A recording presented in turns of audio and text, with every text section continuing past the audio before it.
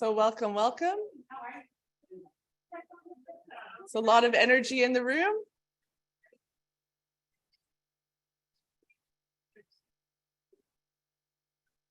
We'll just give one more minute.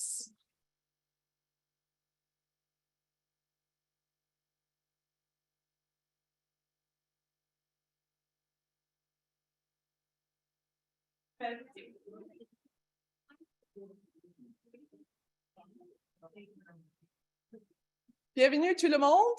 En fait, je commence maintenant. Parfait. Est-ce qu'on peut m'entendre? Ça va bien?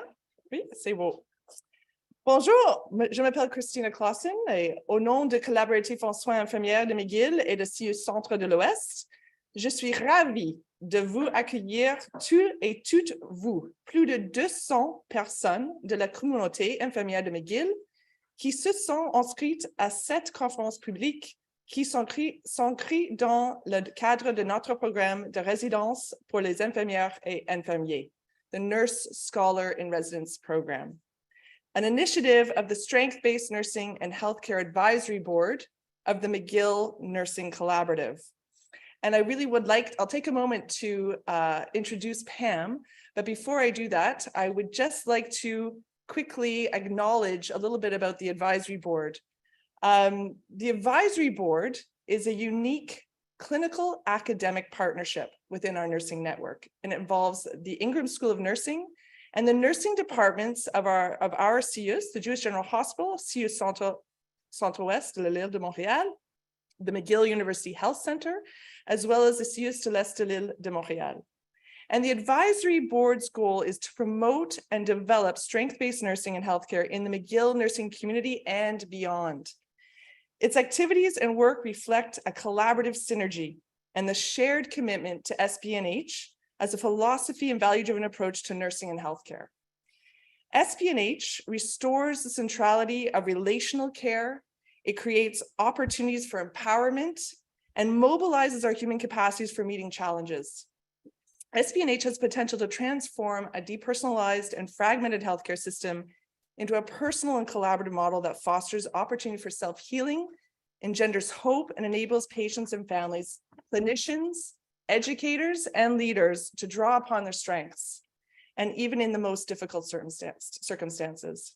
It's a philosophy that has been supported by all of our departments of nursing within our network, and I sincerely want to thank the advisory members who are all listed here, again, for their dedication and effort in nurturing a culture of lifelong learning and excellence in nursing through this work. So thank you very much.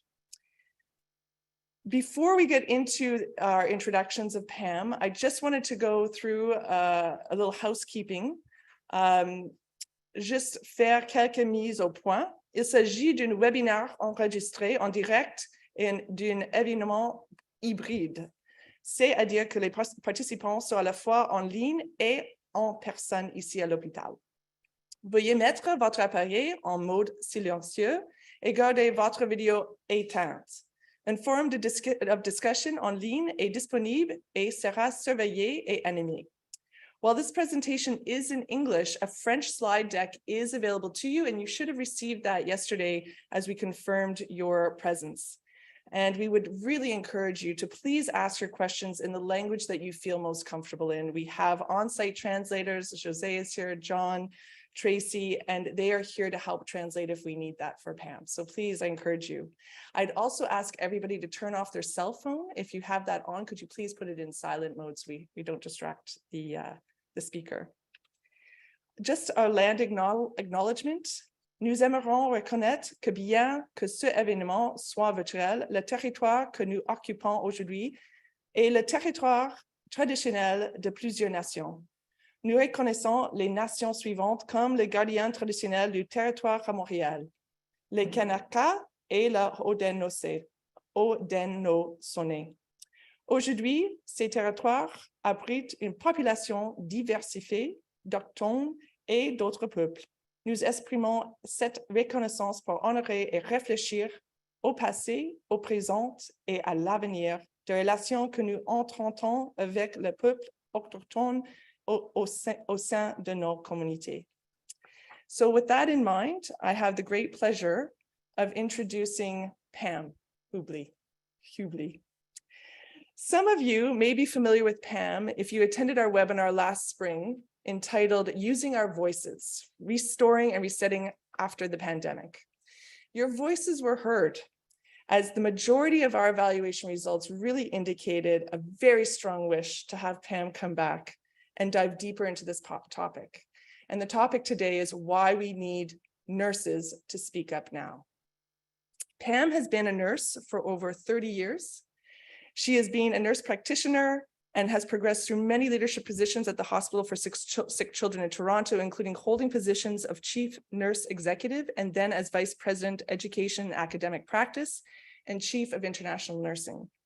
She is the current Vice President, Health Disciplines and Chief Nursing Executive at the University Health Network in Toronto. She's an adjunct professor in the Lawrence S. Bloomberg Faculty of Nursing at the University of Toronto and a fellow of the Canadian Academy of Nursing. I had the great privilege of meeting Pam through my own SBNH journey as an invited faculty member of the SBNL training program that was piloted in Toronto back in 2018. And my experience with Pam at that time and continues to this day is truly an enrichment of my professional and personal development and growth. So we really welcome you, Pam. Pam has not only spearheaded the advancement of SBNH within her own sites, but she has championed the development of SBNH leadership training for all of us. As Dr. Lori Gottlieb would say, who's with us today, and we're delighted to have Lori here, we would not be here today if it were not for Pam Hubley's partnership as her clinical counterpart from the very start. I hope you'll experience today what I have experienced, Pam's embodiment of SBNH qualities and values that inspires. Her clinical lens and commitment in building healthy and healing work environments supports the nursing profession and further engages us to innovate and advance. So we thank you, Pam, for coming here in person, and we welcome you to Montreal.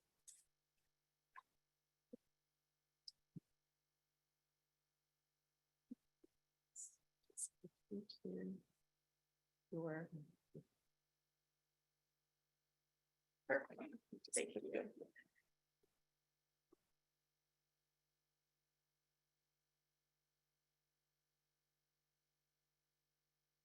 Okay, well, thank you for that lovely introduction. And it is really wonderful to be here in Montreal. It's lovely to be in a room with people. I'm sure we're all feeling these opportunities as they're emerging and becoming a little more common, just how great it is to reconnect and be, literally sharing our energy and coming face to face, although our technology has enabled us to stay connected and to have, the great opportunity to do so much work over distance and with all of us in different places. So I think this hybrid is kind of the way forward. It is the new way of connecting and enabling us to be together and do work together that does extend opportunities beyond what's possible with only in person.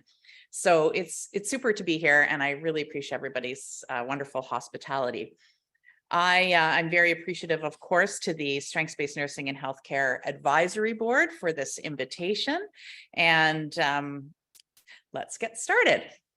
So we landed on the topic of why we need nurses to speak up now. I think there's a lot of opportunity for us right now, given the complexities and challenges in our system. I'm hoping that today, in the next probably 40 minutes or so, we will talk a little bit about situating our context, like what is our reality today, reflecting on your current story in the pandemic and your story of recovery, and using your voice, tips and practical ideas. So we'll see how I do, but that's what I'm hoping to achieve. So we've got, was there a question? No, it's just one. The slides are good. It's just one different. Oh, okay. Okay, keep going. So we wanted to, or I wanted to just acknowledge that, here we are, 3 years of pandemic nursing. It's been extremely challenging. I don't need to go with that or talk about that too much for anybody. When I think about the context of Quebec, I'm certainly not an expert. You are living in a reality that I think is slightly different than Ontario, but some common themes are definitely there. Just a couple of highlights I pulled from some news articles. Quebec minister says ER overcrowding is improving. The union says, no way, we're still in crisis. We are having the same conversation in Ontario. Quebec's efforts to hire nurses from abroad are falling short. The whole emphasis on internationally educated nurses and trying to recruit our way out of the health human resources shortage is something that many people are attempting, but it is really not the way forward and not how we're going to get out of this crisis. Retaining nurses before recruiting nurses from other provinces. Clearly the nursing associations are advocating for this. And I think that is the way forward, is focusing on retention.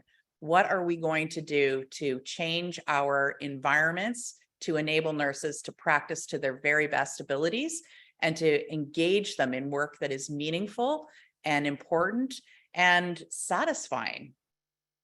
In Ontario, I see that we are not like other provinces in any way. Lots of news articles that are calling out the notion of the shortage and the pressures on the system. So we're seeing in Ontario projections that we will be 33,000 nurses and PSWs, that's personal support workers, short by 2028. So that's just my province. I'm sure there are stats for Quebec, and of course there's statistics that go nationwide. And if we look to all other countries, we are all experiencing the same kind of pressure. Even though we know schools of nursing are opening up enrollments, their governments are directing for more nurses to be educated, we are not going to be able to actually educate enough nurses soon enough to take all the positions that are open now and opening up. So this is a very common story for us. We're seeing that, and this is another representation just from my Ontario context, but the provinces are saying, to the public, don't worry, we're hiring more nurses, we're bringing in more nurses. In Ontario, we've actually registered more nurses in the college registry than we have in the past many years. So people are working very hard to address the health human resource crisis. We are addressing this with creativity and new ways that support our internationally educated nurses that are coming to us, supporting new grads to move into positions that they wouldn't have done 5 years ago. But it's still not enough. And I think this is a really interesting sort of point of disconnect in the public discourse and the lives that nurses are leading. Health ministries are wanting to stabilize, tell the public, it's serious, but don't worry, we're going to solve this problem. The nurses, our colleagues, us, we are not necessarily feeling that these problems are that easily solved, and we are living every day with the pressures of short staffing. And much of that is leading to a feeling of many nurses feeling overwhelmed, feeling exhausted, feeling tired, wondering how they're going to carry on. We know we've all had colleagues who have left the building, colleagues who have retired early, colleagues who have said, I just can't keep going in the context of the environment right now. And this is really, it's really distressing. It's distressing also for those who are sticking at it and staying with it.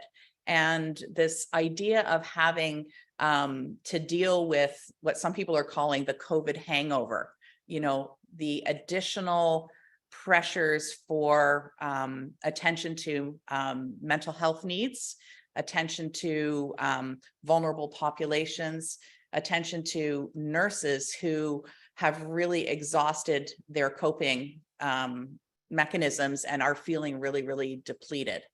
So this is a really strong narrative, certainly in my work environment, and I imagine it's a strong narrative in yours and in many, many other narratives as well.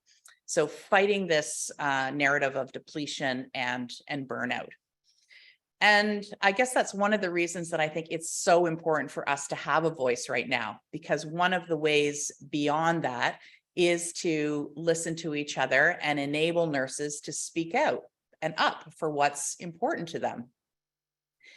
We know from some of the Chi-Hi data that nurses, there are many, many nurses in the system. So just as a quick snapshot here, if we're talking about hospitals this is sort of Canadian-wide data to say that nurses are 60% of our hospital populations. So that's not going to be a shocker to any of you, but the data tells us that we have a large body of individuals who could actually be really influential.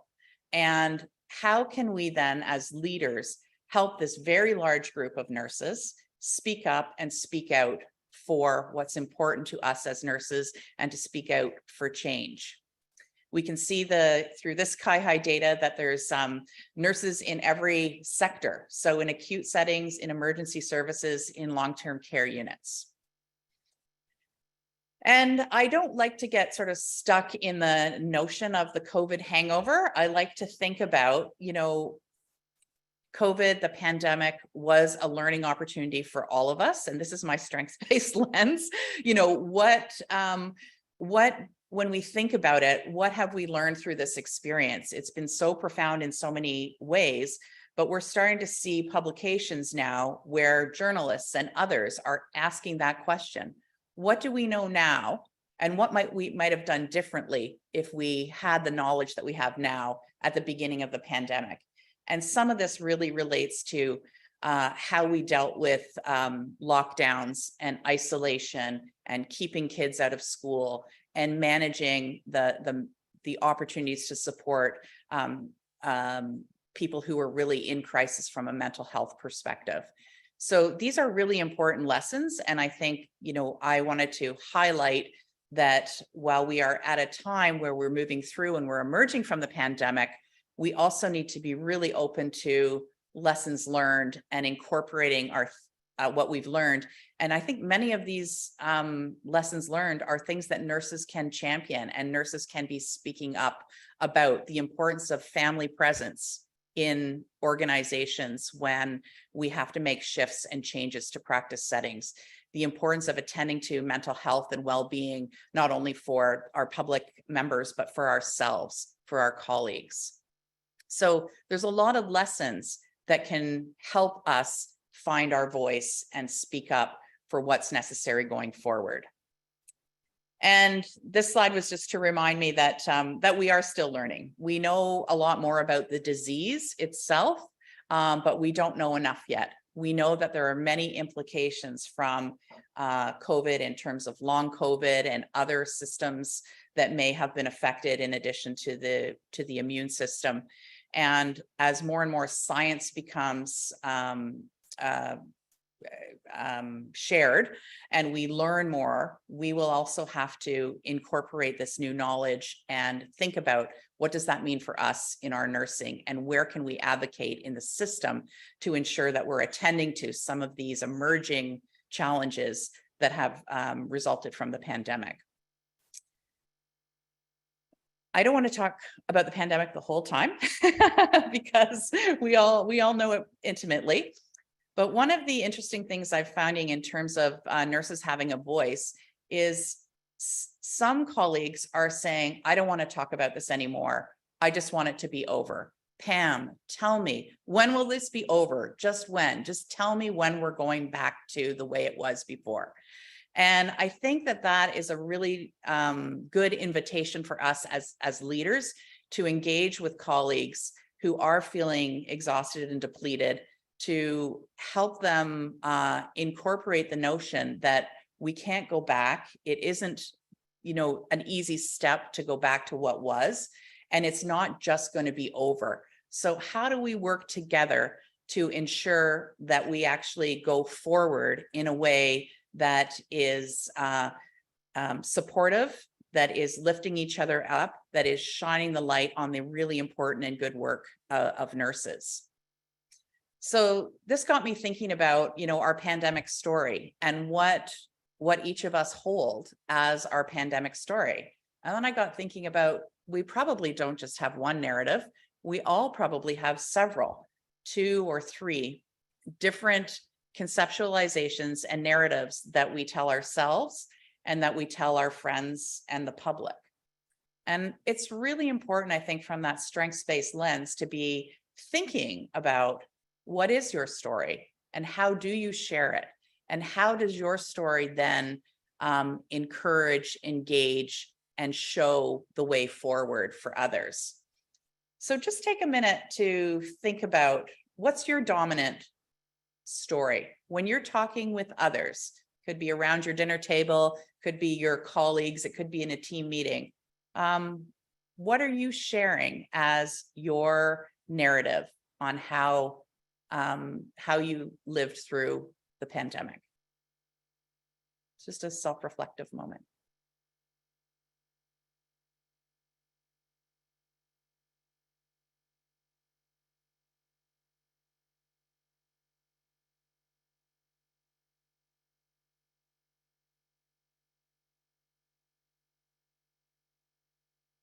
And I wonder, as you think about that, what is your story, and are you comfortable with it? Are you comfortable sharing it? Are you thinking that there might be ways to add to your story, or language that you could use to share your story in a way that that helps other people really hear your story?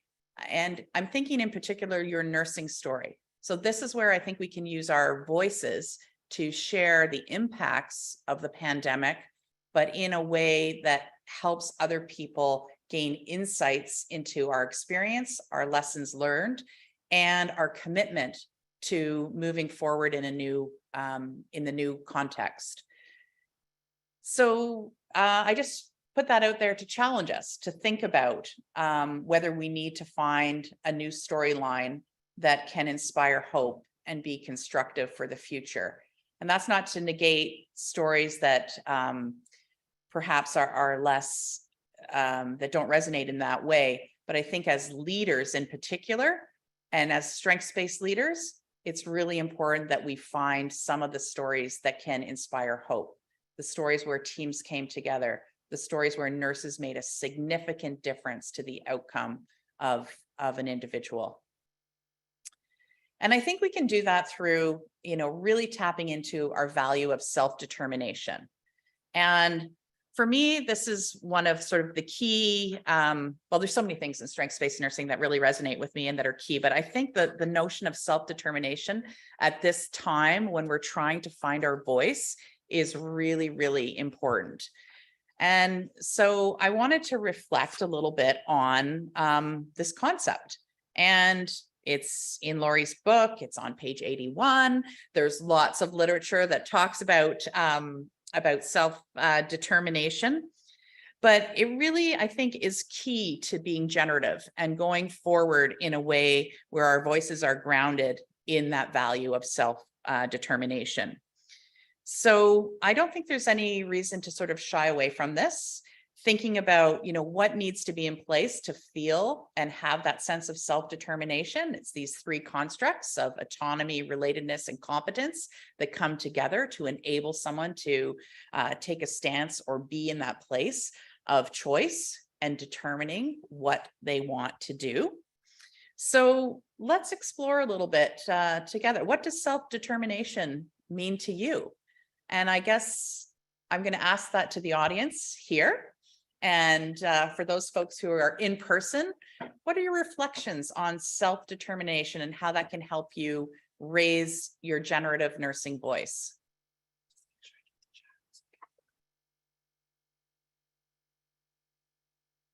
Don't be shy. Oh, great. Fabulous.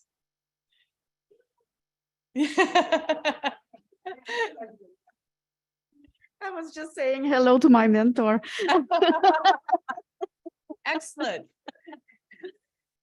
Oh, I don't know what to say. Value of self-determination. I don't know. Autonomy. I guess it's something that I can, I don't know, think of about what I can do on my own, maybe. Being able to être comme un peu autocritique, me remettre en question. Pour moi, c'est une forme d'être autonome. Thank you. So the comment was self-determination helps me think, if I get this right, helps me think about what I can do, what I can do on my own. And I really liked that comment, because while we have to work as a collective, each one of us as individuals has an opportunity to influence our colleague, our partner, our teams.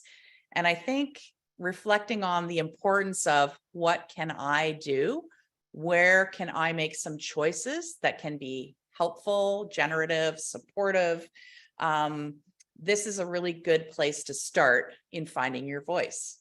So thank you. Any other thoughts?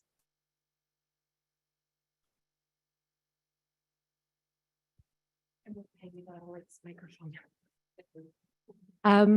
was thinking self-determination is about forging my own path and finding my own way and finding my values in what I'm doing. Mm-hmm.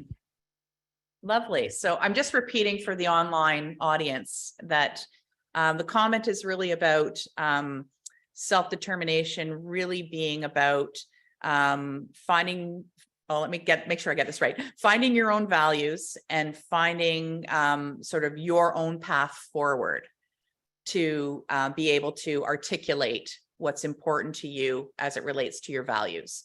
And I think that's a really wonderful place to start, and really wonderful statement around, again, it goes back to a bit of ownership and agency and choice, and knowing that your journey is unique. It's not my journey. It's not, Josette's journey. It is unique to you. And in that, there is such a great opportunity to come to a place of confidence with your own voice, because our stories don't need to be the same. And it's actually important that we're hearing those multiple perspectives and the different stories, and hearing the different voices at all times. So thank you. Great thought on that. We have a few in the chat. Oh, great. Okay. Annie, can you hear us, Annie? Yes, I can hear you very well. I hope you can hear me. Perfect. Yeah, we can hear you, Annie. Excellent. Thank you. So Pam, in the chat, we have colleagues who are saying it's about speaking up and sharing feelings and opinions without being afraid of judgment from their colleagues. Another one is, what does the value of auto-determination of SPNHL mean for us? So I think, getting some sense and some confidence about some of those essential values guiding our practice. And that's it for now. Okay, great. So thanks very much, Annie. I'll just leave this with the audience to think a little bit more about, we read these words, we so go, oh yeah, of course, that makes sense. But really, it's when we take time to sit with these ideas and ask ourselves, what does this really mean to me? And how does this value show up in my life, in my nursing work, in my nursing leadership, where we can begin to actually bring the ideas to the top of mind that we can articulate to each other. So I just thought this was an important opportunity for us to really reflect on that important value, because ultimately having self-determination is about choice, and having choice and being at choice in our own lives, both personal and professional. And so I think that this notion of finding our way and being at choice is really, really important. as we move out of the pandemic and as we move towards speaking up and speaking clearly for the things that are important to us as nurses and in nursing. I wanted to reflect a little bit on an old, an old idea, but I think in the context of finding our voices, it still resonates with me and is really important. And this is Cartman's drama triangle. So some of you may be aware of it, and it's also known as, you know, the villain, the victim, and the hero. And when we think of all the churn that's going around us, it's easy to get sucked into the drama. It's easy to take on, sometimes unconsciously, the position of the persecutor or the villain in this case. And these are, you know, big labels. And you know, to be the judgmental one, to be spiteful, scornful, to be angry, to be frustrated in the circumstance, and just be that person who is really really absorbed in their own view. And at times we find ourselves in this mode of the rescuer. And this is particularly important for nurses as helpers. We want to fix things. We want to solve things. We want to care for people. We want to make sure that other people are okay. And we sometimes lose our boundary in that. And that can actually be a very depleting place to be. And I think out of the pandemic, this notion of recalibrating and finding our boundaries as persons and as professionals is really, really important, and really important to helping us find the voice that people are going to hear. The other component of this triangle is the victim. And in this mode, the person is not really valuing themselves and is deferring to others. So not necessarily speaking up for what they need and what they want. So, you know, as a conceptual entity, I mean, we could spend a whole day unpacking this and talking more about it, but I wanted to put this in the talk to remind us that having a voice, a generative voice, a strong voice, and a voice that others will hear means that we stay in the middle of this triangle. We don't get pulled into being the victim, villain, or the hero. And another great tool I find for, you know, keeping this notion of choice front and center is something called the choice map. And some of you may have seen this. This is really out of the, it's used a lot in education and literature around work that was done by Marley Adams. And she talks about this sort of judger-learner path. And if we embrace our strengths-based approach and a learner mindset, which is the growth mindset, then we are going to be following this, for the most part. We slip at times, but for the most part, we're going to be following this notion of the learner path. There's always opportunities in every circumstances for us to get curious and learn more, ask more questions, and really approach situations with that openness and growth-oriented mindset. And if we get down the path of the judger, we get into more of a negative mindset and a less constructive place. And I think that, again, coming back to emerging from the pandemic, finding our voice, using our SPNH approach, so much of it, of the good that's going to come from us and from nursing leadership is going to be because we are holding this mindset of learner, that we are moving down the path of curiosity, that we are willing to ask questions and speak up and not stay in that place of judgment. So just a tip, you might be interested in learning more about that. And it's a wonderful book that Mary Lee Adams has, and there's lots of YouTube clips as well. And I think that this is really important for us to be thinking about as we emerge from the pandemic and really recalibrating and finding a strong nursing voice, that there is this concept of post-traumatic growth. And some of you, again, may have heard about it, but there is a lot of evidence where, that shows that many people are resilient, are capable, even in the most dire and difficult circumstances, of maintaining an attitude that helps them get through the situation with wholeness, with staying true to themselves and being able to sort of grow as opposed to retreat or get stuck. And I thought this quote was really wonderful. When we're no longer able to change a situation, we are challenged to change ourselves. And sometimes I think in the nurses that we're talking to and working with, we may have to help them see that their situation is very difficult and there are so many pressures, but while we have to change the situation around, the environments around them, we also need to work in partnership so that they're attending to their own health, healing, and recovery, because we know some nurses have really suffered. And as managers, as leaders, if we're not attending to that and supporting them to get the resources that they need to heal and recover, then they'll stay really stuck.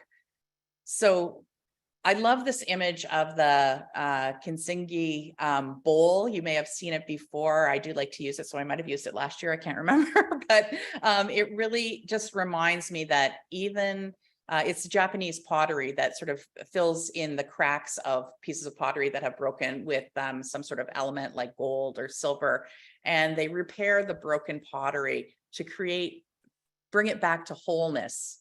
And they appreciate that the bowl is different than it was before, but the bowl is beautiful. The bowl has some new shape. The bowl is still back to its, sort of full capability. And I just think that when we're thinking about the pandemic and using our voice, this is sort of an image that I keep in mind around how do we help all of us to come back to a sense of wholeness so that we can speak from a really strong, confident place. And in the area of growth and traumatic, sort of from traumatic response, there is a lot of literature that talks about opportunities that come out of really difficult, challenging, traumatic situations. It's not for everybody, but there are many people who actually come out the other end with a greater appreciation of life, a greater sense of the strength of their relationship, an increased compassion, a greater realization of their personal strengths. And I always like to keep this in mind, because I think sometimes we can really focus in on the individuals who are really suffering and not necessarily focus on the folks and the way individuals who have managed well are coping. And we just need to keep, I think we just need to keep that in mind. This also reflects for me the importance of that learner mindset that helps us engage through difficult times and come out the other end with, really with our own personal growth. So metaphors help me do this, and metaphors help me find my voice. And I've shared this with you last year. A really important metaphor for me has been the regrowth of the old forest after the forest fire. So I'm encouraging everyone to think about, what is your metaphor? You don't need to have mine. You can use whatever yours is, but the metaphor really helps you frame how you're going to use your voice. I was talking to a colleague the other day, and their metaphor was spring.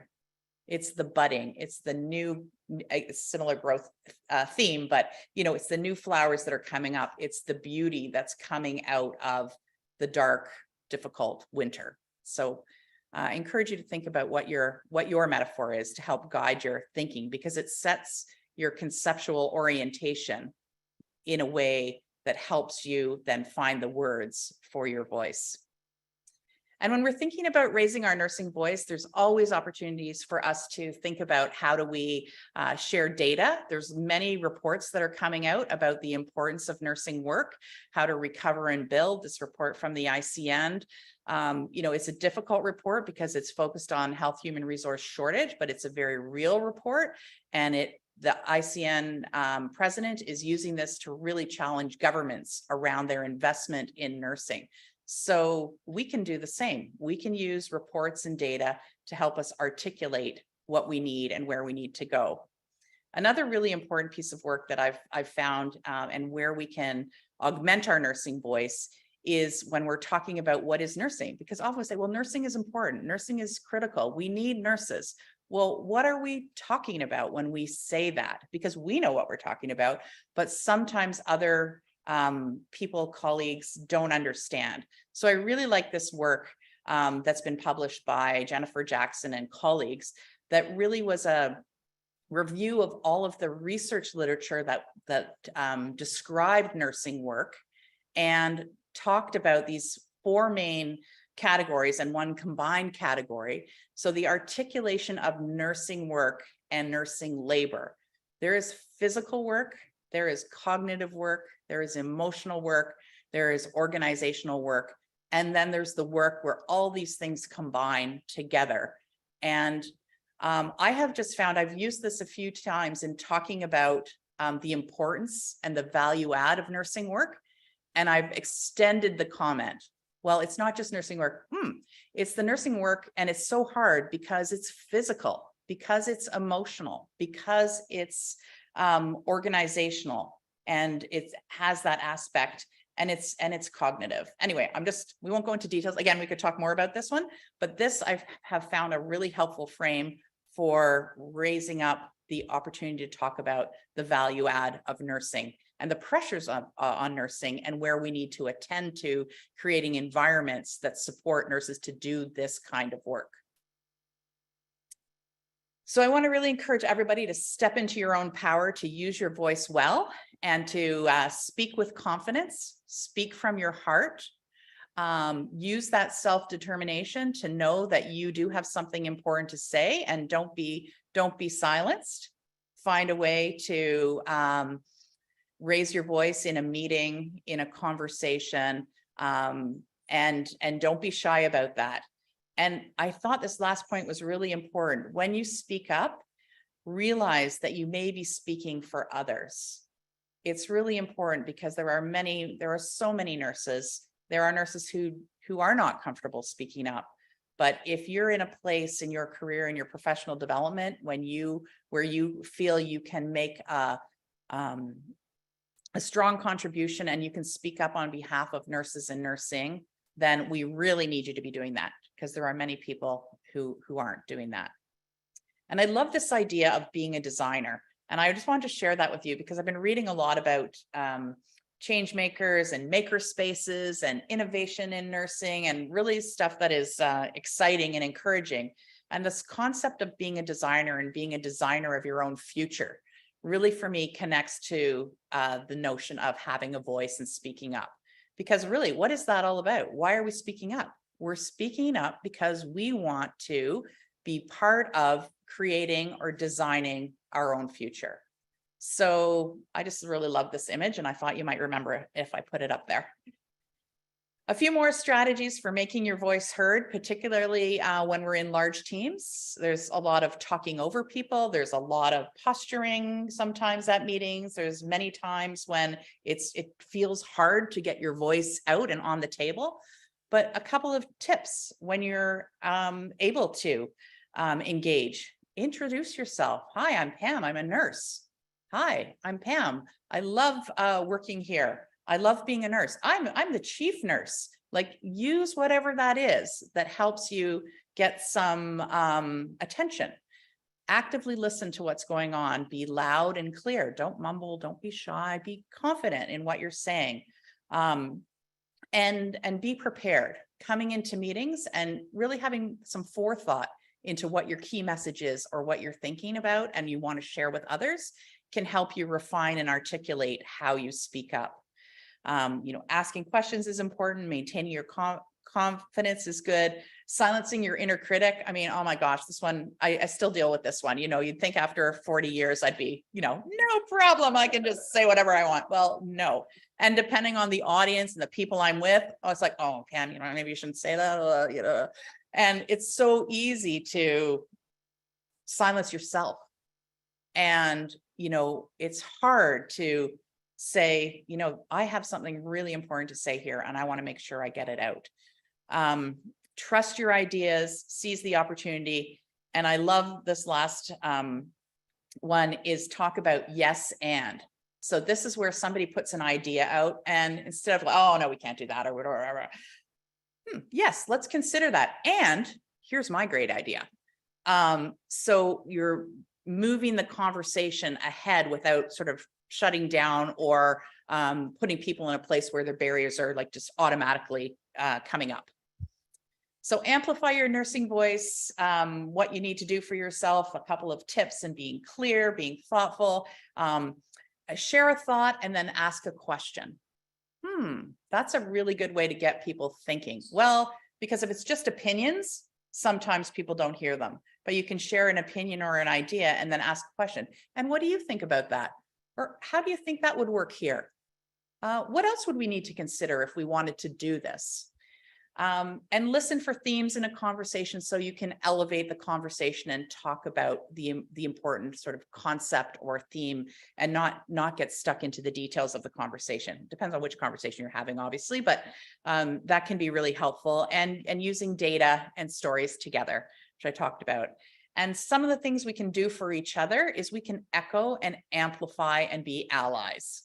And so if someone says something that you think is really important, you can say, wow, oh, I just wanted to say that what Christina said was really terrific. And I would love to see us do A, B, and C. And that way our voices are singing together and they're amplifying each other. So I wanted to just mention a resource to you, this book that was given to me. I think it's a really easy read. It's by a woman named Kate Collins. She's not a nurse, but she talks about the powerhouse inside of you. And I think sort of attending to being mentally fit, being emotionally fit, physically fit, and spiritually fit. These are sort of 4 key areas she talks about, and she gives some strategies on what to consider to actually sort of get to your best level. And that these things coming together really help you find your own source of power. So it's just a little book. There's lots of books out there on power and speaking up and change and leadership. But I just came across this one recently, so I thought I'd share it as a bit of an easy reading tip. And I'll just come to the end by commenting on, I think our voices are so critical right now in terms of our environment, because it's so easy to be in that COVID hangover, to be focused in on all the challenges that are in front of us, and the conversations can get pretty negative. So how then, as a nurse leader, do we try with respect to those pressures, but turn the conversation or shift the focus of the conversation so that we can be building positive team cultures? So these are just a couple of ideas, really simple, in conversation, using your voice, that you can help people identify their own strengths and their own sort of positive contribution to the environment. So I really think at this time, as we emerge from the pandemic, we have to spend some time cultivating our own growth, reconnecting with our own purpose, thinking about what really helps us, thrive in our personal and professional lives. So thinking about that learning lens and what we each need to fill ourselves, to fill our cup, as they say, is really, really important, because we need to reclaim our energy and stimulate our passions to have the strong nursing voice that is necessary. And I really think we need to pay attention to how we're spending our energy. It's something we don't talk a lot about. There's a lot of talk about time management. How do we spend our time? How do we do this? How do we do that? How do we allocate our time?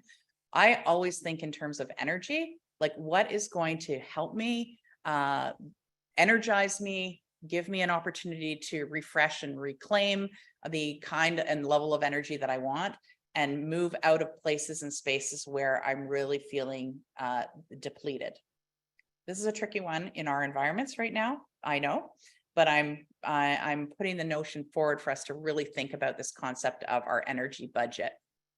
So where do we go from here? Janet is one of our amazing managers at UHN. She's coming from a strengths-based lens, supporting her staff, looking for opportunities, looking right now how to rebuild in the system where we have very novice nurses coming into and direct entry into places like emergency and critical care.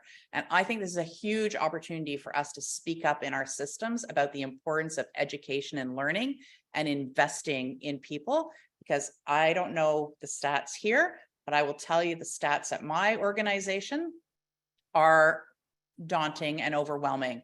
Nurses are leaving their newly hired positions after 2 years of nursing at about a rate of 40%. That is huge. This is one of my key statistics. I'm like sharing that one with everyone. At a board meeting the other day, Pam, do you have anything else you'd like to share with the board? Yes, I do. I want the board to know that we have a really important issue on the table right now, and that is how we're investing in nursing, how we're creating the education and orientation that supports them to actually have the confidence and competence to do the job we're expecting them to do. And we need to be taking these opportunities to use our voice and talk about what we need. And what we need is we need money and investment in early education, professional development, career pathways, mentoring, and we need to redesign our system to support nurses to do their work. So just as an example, that's how I use my voice. And I'm going to zip through a couple slides here because we're almost out of time. I think we use our voice by doing this kind of thing, connecting and building our communities, by taking opportunities within organizations to showcase the amazing work of nurses. And just 2 examples at UHN, we've really focused on increasing our social media profile of nurses and nursing. And I've created a system of talks internally, where actually I'm facilitating the talks, but it's the nursing voices. The nurses are talking about their nursing practice and what's important to them. And we're getting a lot of traction and people really sort of re-identifying with their value and purpose and knowing that they're being seen and heard for the contributions that they're making. The other thing that we're really focused on is the Joy in Work framework. I'm sure you're familiar with it. It's hard to sometimes put that out there, but I think there's really simple things we can do if we take the time to ask our teams, what do they need? What do they need right now? And how do we slowly rebuild an environment we actually feel we have some time to have fun and have joy in work. So let's focus on emergence and return to thriving, not the COVID hangover. Let's use our human skills. Some people call them the soft skills. Had this fabulous podcast with Brené Brown and Adam Grant, where Brené Brown says, they aren't soft skills, they're human skills. And as nurses, we are using human skills all the time. So let's call them out and appreciate them as we create collaboration and belonging for everyone. And we focused on rebuilding the trust in the system, the trust with our patients and families, the trust amongst ourselves as nurses, the trust amongst our team. So I'll just leave this one with you as a great reference you might want to look up and see what Cinda Rushton and colleagues have to say, because they have sort of a plan for how to rebuild trust. And I think that we can do that in the concept of our leadership journey. And they asked in this article some reflective questions. And when I took a look at them, I thought, this is perfect. Strengths-based nursing and healthcare values fit as an answer to all of these questions. So if we can really cultivate our strengths-based nursing and healthcare approach, I think we can rebuild trust. I think we can raise our voices, and I think we can actually design the future and lead change in the way that we want it to be seen for nurses. So use your voices now. We really need it for health and safety of our patients, for well-being of our patients, for our colleagues, the health system and society, and we need it for ourselves. We need to find our voices and speak up. So go for it.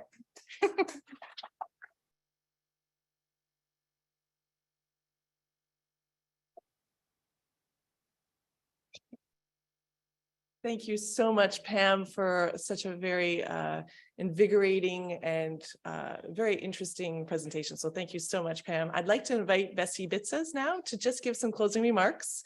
Bessie is our Associate Director of Nursing, and she has also been working as a faculty member on the strength-based nursing and healthcare leadership training program, and she's part of our implementation committee. Welcome, Bessie. Thank you. Thank you very much. Thank you so much for inviting me to do this. Merci au Conseil consultatif et aux membres de le ASFF d'avoir organisé cet événement et surtout à Pam d'être ici avec nous et d'avoir partagé ses réflexions sur les raisons pour lesquelles le temps est maintenant où les infirmières doivent se faire entendre. Pam spoke about nursing stories in your talk. And that, I'm a lover of stories. So that really resonated with me, and I'm sure it resonated with a lot of you. So if you'll permit me, I'm going to share a little story, which is actually my metaphor. And I thought I would frame my closing remarks with a story. Several years ago, my family and I had gone to Greece. And part of our trip included a visit to Crete, which is the largest island in Greece, which is rich with history and culture and geography, quite unique from the rest of the country. And part of our trip was walking through the Samaria Gorge, which is the longest trekking gorge in Europe. My children were quite young at the time, and we spent the first part of our trek chasing after them, making sure that they didn't fall and, split a head open.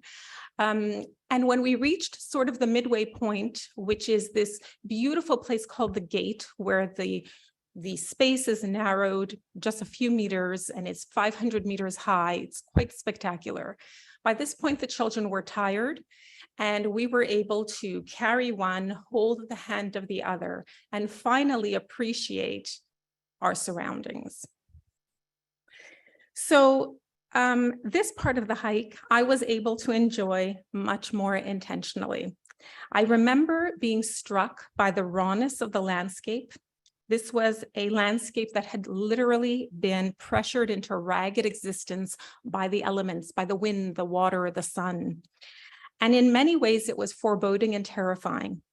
But from the creeks along the well-trodden path, we saw little beautiful flowers.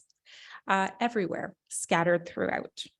And moving through the gorge, there were so many glimpses of life, beautiful and vivid. They were easy to miss, certainly, but profound in their contrast to the rock faces all around us.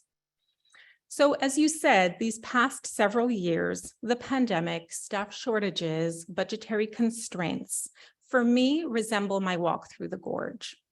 So easy to miss the beauty, the life, the hope, the opportunity that surrounds us.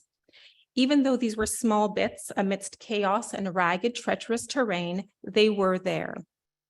During your talk, you invited us to consider again intentionally everything that we have gone through the past few years and to use them as learning opportunities. And I really appreciate that. And as we look the way forward, I am so grateful that Dr. Gottlieb, along with her team, which included Christina Clausen, recognized the need to ensure that nursing stories from the pandemic were captured and available to be used for educational purposes, for therapeutic purposes even, and for a historical record of these incredibly rich stories from nurses within our CIUS.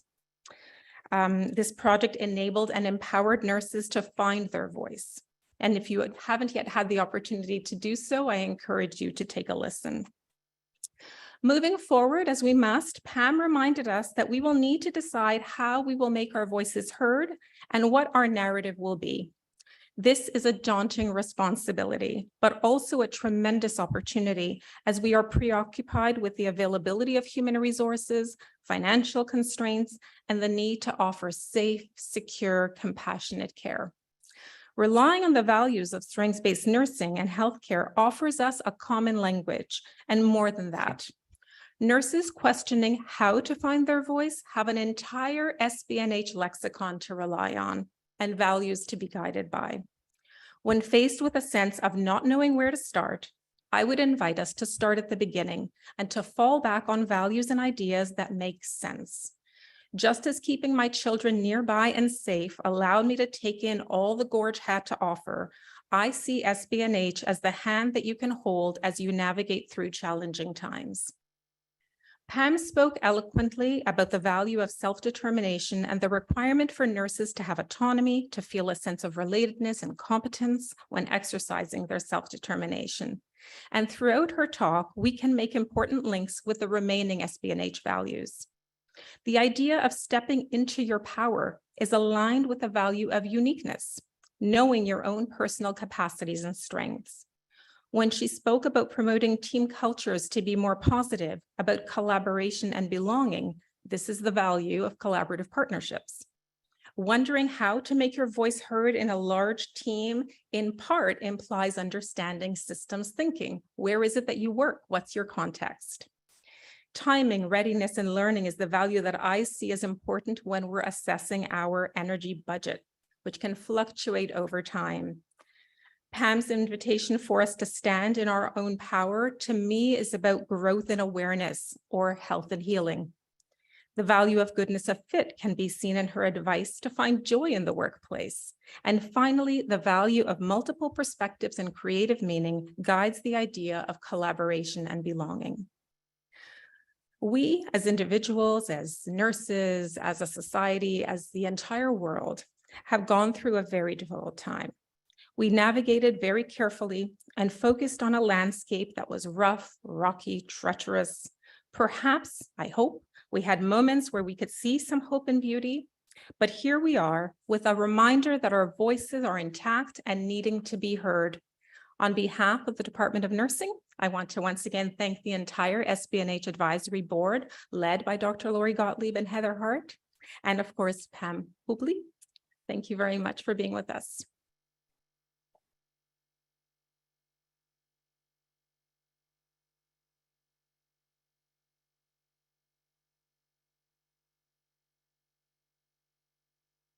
So thank you very much, everyone. I believe we are out of time, unfortunately, because it would be lovely to have some questions.